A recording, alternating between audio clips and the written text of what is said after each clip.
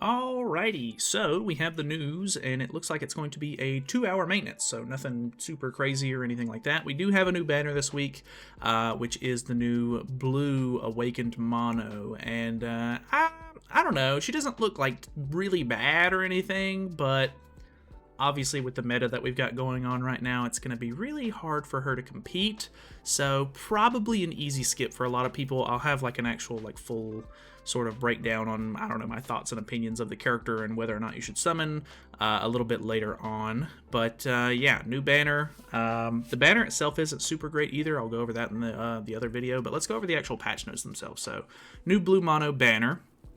New bundles. New Year 2023 discount bundles. These are actually really decent bundles because not only do you get a lot of SSR pendants from them, but you get an extra dungeon key for Training Grotto, and you get a time limited dungeon key, which is really nice because you only get one of those every 2 weeks. You know, or like you get one week, one the other week. So there's some pretty decent materials in here actually. I can't remember exactly how much these cost. I want to say they're like $12-ish or something like that for US, which isn't too bad. Maybe they're a little bit more than that. I don't know, 15 diamonds. I feel like they try to price those a little bit higher, so I could be wrong. But they've done this once before. Pretty decent bundle. I'm pretty sure I bought it last time. It was actually kind of nice. So yeah. Either way, what do we have here, though? We have the regular mono ticket bundles and everything. We have the New Year 2023 all-in-one equipment engraving bundle. So it basically has a lot of hammers and anvils that you can use to work on gear, and then all of the engraving stones and I can't remember what these are called right now. Awakening Stones, 6-star Awakening Stones to get them to UR grade. So, I mean, that's kind of nice, I guess, if you really want to UR equipment and stuff like that. But I feel like if you're doing Training Grotto and stuff every week, normally I don't have too many issues with like needing these materials or anything. I can kind of just grind them out as I go. But then again, I've been playing the game for a long time, so maybe if you're a newer player, you're stretched a little thin. I don't know, you might need it. But either way, we have purchase limit reset on these two bundles, so you can get a lot of cosmetic materials. I'm pretty sure these are $40 bundles in the game right now.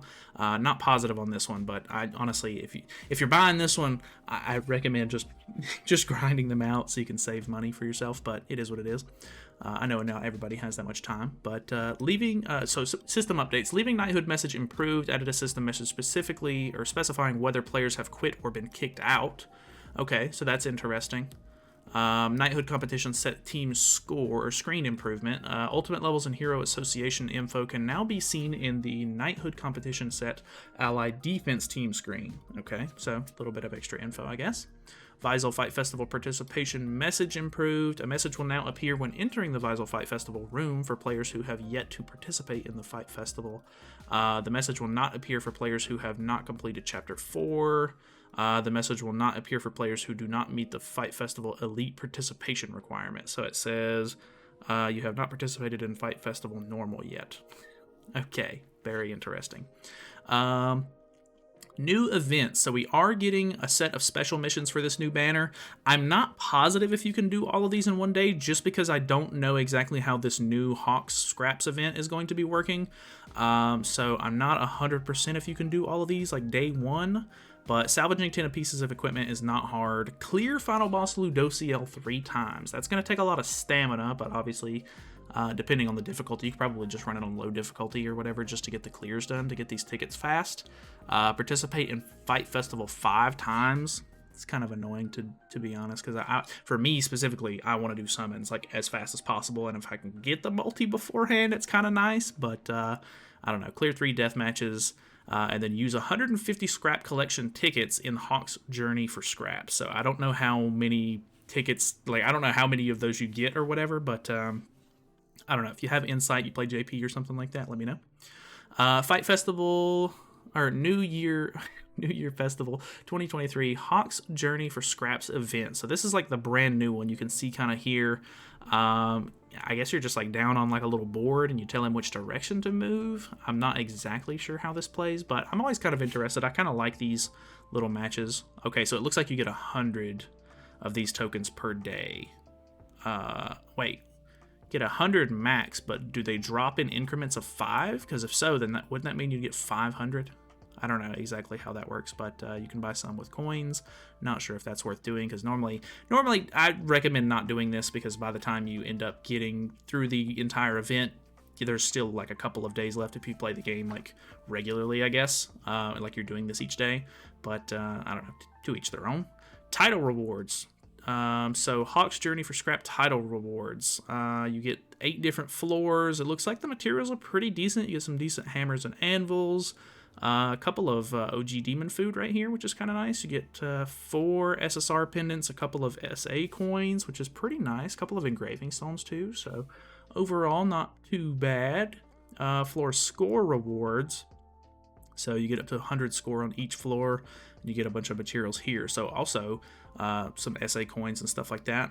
Looks like just pretty decent just amount of rewards, regular stuff, nothing too crazy.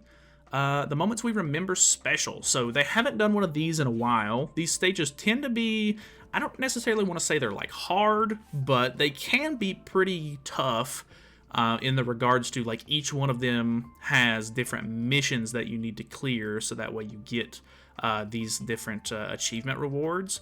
And some of the achievement rewards or like the achievements themselves can be kind of like difficult to complete in one run, or like, you know, you'll have to run this multiple days in a row and you only get to do one run of each per day, so you probably won't be able to get like all of the missions done in one go, if you know what I'm saying. So I don't know, they haven't done one of these in a while, and it looks like we have some really cool fights in here. So you have Demon Chandler and Cusack here. You have the Estarossa, like Berserk Estarossa fight here.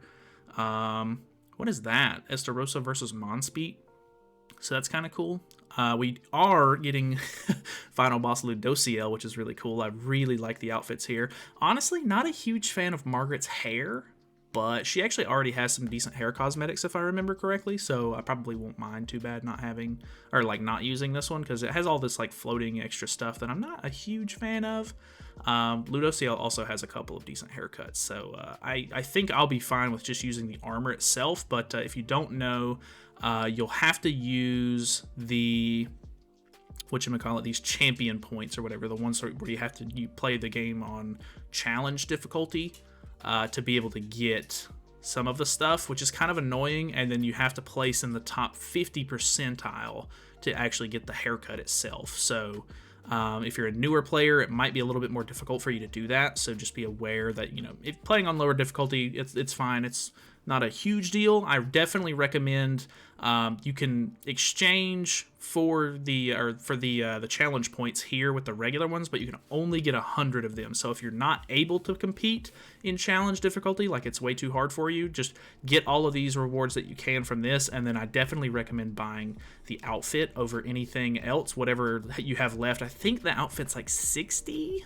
points, if I'm not mistaken, but it's either that and a couple of other rewards, or you buy the card for 100 flat, which I don't see them actually making a card set out of this, but I don't know, they could.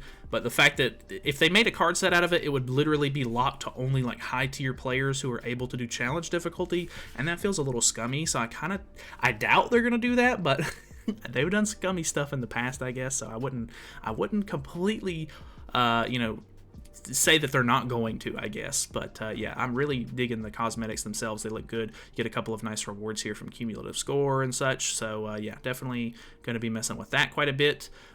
We do get Baruja coming back, so he's the last boss that we should be getting for the Event Boss Parade here.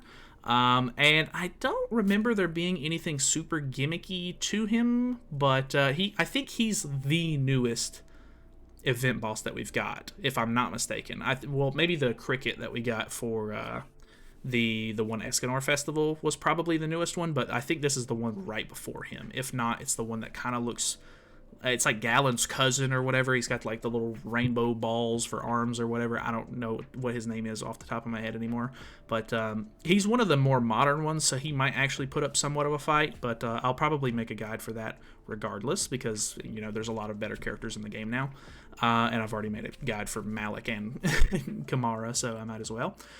Clear account rewards, these are the same, so don't have to worry about those. We do get a couple of new exchange shop rewards. You'll be able to buy the 7 Deadly Sins Power Ranger outfit or whatever for Merlin, and you'll get the last card set you need, or the last card you need for the New Year's card set if you don't already have it. and you get an SSR ticket, which is kind of nice. A couple of engraving stones and a couple more of these Wish event stones as well. So looks like we are also going to be getting some costumes returning. So we have the Malevolent Knight set, which is a really popular one. Whenever this set first came out, it was a big hit. Everybody really liked these sets. So, yeah, if you want to buy any of these for some of these OG kind of characters, you have Demon Melly, OG Merlin, OG Escanor, Nunchuck Bon, Skinny King, Deanne. I think this is Giant Deanne, too. This is not small Deanne or anything, which I don't think any of the Giant Deannes are really worth anything nowadays, so might not be worth getting those, but I don't know.